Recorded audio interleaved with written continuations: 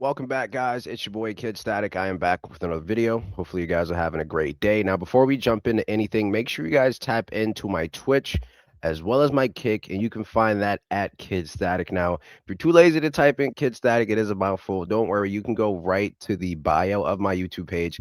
Click the link specifically, it'll take you right over to that page. Hit that follow button. I am damn near always live on Kick and Twitch when I'm not on YouTube.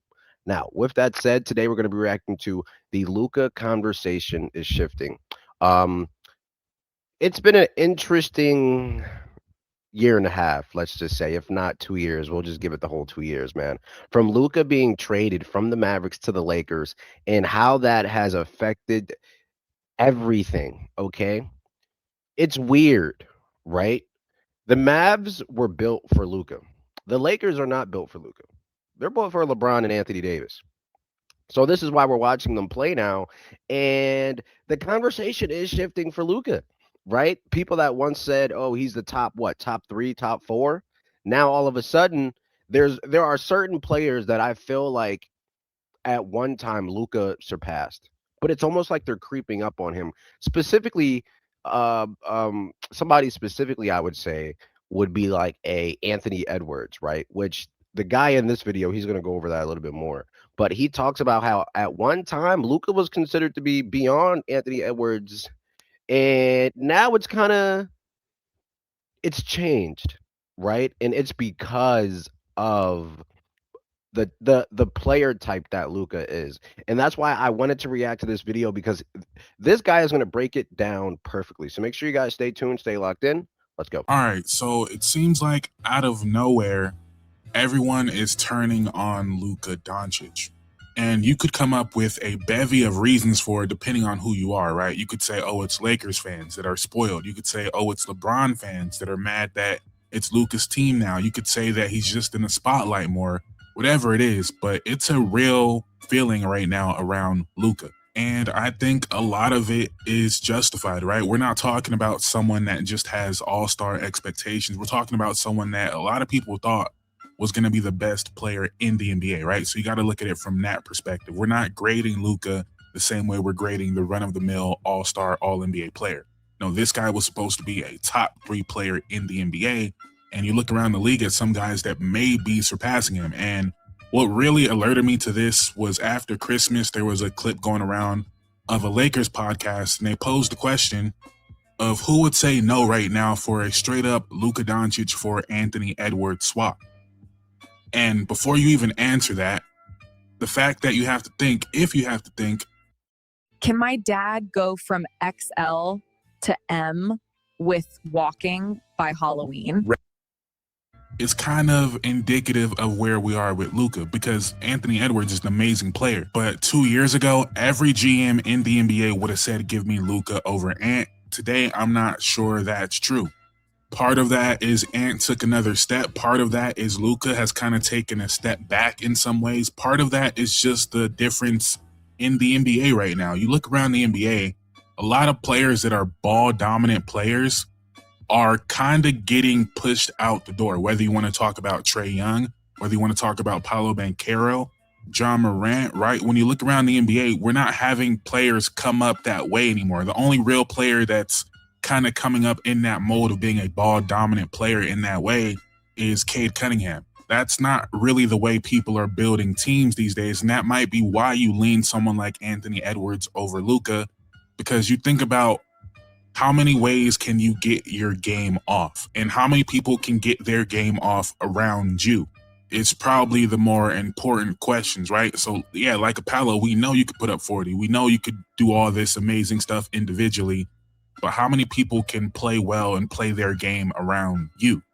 And I think that's a question we're asking about Luka these days, and not a question we're asking about Anthony Edwards, right? And of course, there's variations of it. It's not going to be one-to-one every time, right? Like no one would ever say, give me prime Paul George over prime James Harden just because Paul George fit more places, right? It's not that black and white, but it kind of is that, idea to a higher level where you look at someone like Anthony Edwards and you can't tell me a place he doesn't fit. You can't tell me a backcourt mate that doesn't go with Anthony Edwards.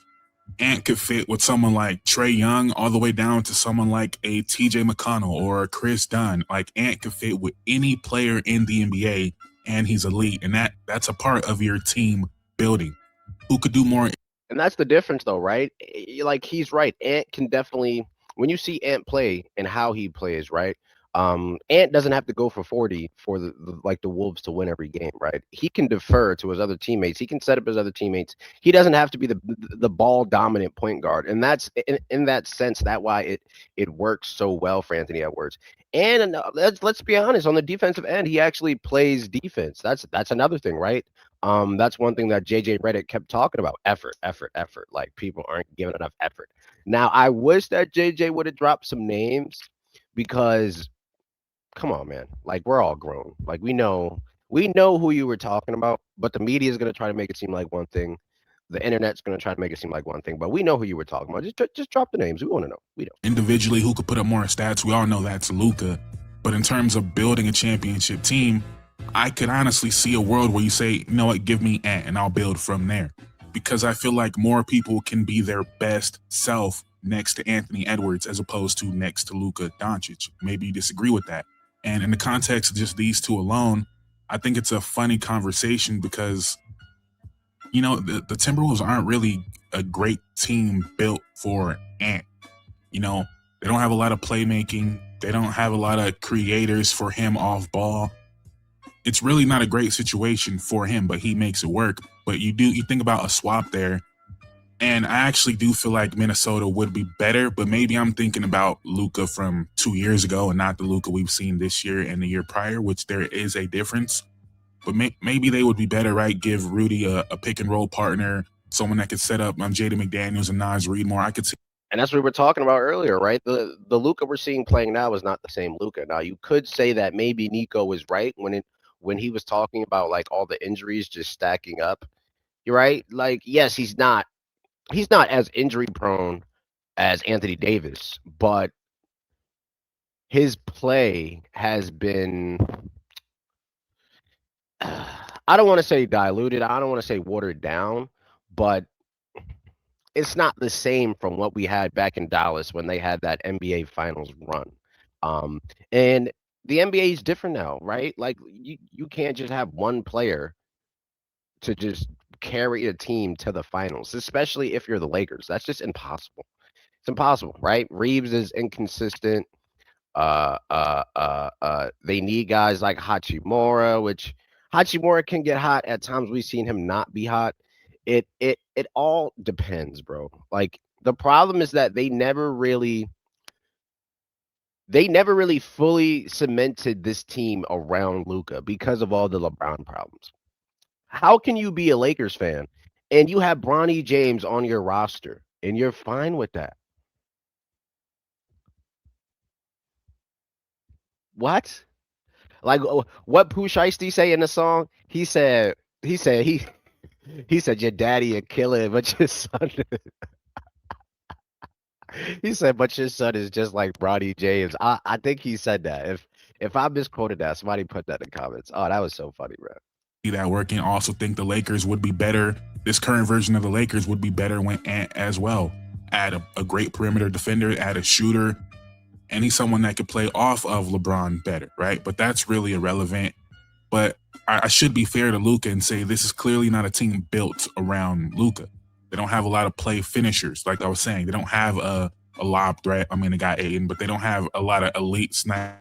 That's what I was saying. They don't have a lot of guys. So when you don't have those players in there to make up for it, he's gonna what it takes to make a great team around Luka. I know that seems silly because we just seen him go to the finals, but that was not easy to build that team. And also, I think in today's NBA, making a random finals run, I don't want to just dismiss it as that. We know what Luka does in the playoffs, right? But I don't think making the finals means as much as it used to in today's NBA, where everyone is going to the finals. Every other year is a different champion. I don't think it means what it used to, but you got to give him that respect. But it's not easy to just find players that fit around Luka in that way. And what I mean by that and why it's tricky with Luka is because you want players that are good at what they do, but limited to a certain degree, because a player can't get off everything And when you think about it, this is the perfect like exactly what he's saying. That is the problem with the Mavericks. Because they're built around Luca, a lot of their players are limited to certain things, right? They're not scorers, they're not like playmakers. They're just players who can play their role, right? And that's the problem with Dallas. That's why Dallas had to go out. They picked up D'Angelo Russell, which I don't even want to talk about him. D'Lo is, but they tried, man. They're missing a good point guard, and Mavericks going to keep having this issue until Kyrie comes back because they don't have anybody, right? They don't have anybody Luka-esque besides Kyrie. So once Kyrie comes back and AD's semi healthy and Cooper's there, I think they'll be fine. Honestly, I don't know about the playoffs. Maybe they'll make the play-in. Their game around Luka. You want players that could just play defense, hit an occasional shot, roll to the rim. Someone like Kyrie, I think, is not underrated overall, but like what it takes to be that level of a efficient number two without any wasted movements and score in those crevices. I think that's very difficult to find a player like that. And maybe they already have that in Austin. And I know it was only 2 years ago, but the league is evolving very, very fast. And the players you want to put around Luka are limited players. They're limited players because Luka does everything. And I'm at the point where I'm starting to wonder, like, how much do I really value that? I have questions now. Like, obviously, Trae Young's the most recent example of like, yeah, you put up 25 and 11. Is that really good for us, though? Is that really, making us better because you can do that? I'm looking at someone like a Jalen Johnson. I'm not, making a declaration right now, but I'm really wondering, like, is that really the way we want to go? Amazing player. I'm just not sure that's the blueprint of how we want to build our teams in today's NBA. You want as many players as possible that can make something happen. And with Luka, that's a limited opportunity because he's dominating the ball. And then also here's the other relevant similarity with Trae Young is these are guys we thought were going to be great three-point shooters. And if you're dominating the ball, taking a million step backs, and you're not a good shooter, you are just simply limiting the offense at that point. You're dominating the ball, you can't really shoot, and you're one of the worst defenders in the NBA. That sounds a lot like Trae Young. Now, I do believe Luka might be a better shooter than we're seeing if he just takes normal catch and shoot threes, but will he ever play that way? And I'm sure he'll have better three-point shooting years in his career, like the year he went to the finals where he shot 38% from three. But reality is, for his career, he shoots 34.8% from three. Just not really going to cut it in today's NBA, taking the shots he takes. And by the way, almost the exact same percentage as Trae Young for his career. I'm just saying. And again, where I want to be fair to Luka is I think Luka's best ability is his passing ability. And this Lakers team is not really set up to take advantage of that. But Luka's also just not attacking the same way. Luka also doesn't put pressure on the rim the same way. So it's a give and take, right? I do want to see what a team built around Luka looks like when he has a real lob there, when he has real shooters on the wing. Of course, that's going to make him look much, much better. But I have questions about Luka long term, right? His health, how is he going to age? And then also just how is he going to evolve and grow to fit around other players? Because like I said, look around the NBA. It's really Luka and Cade Cunningham as the only players that are dominating the ball like this.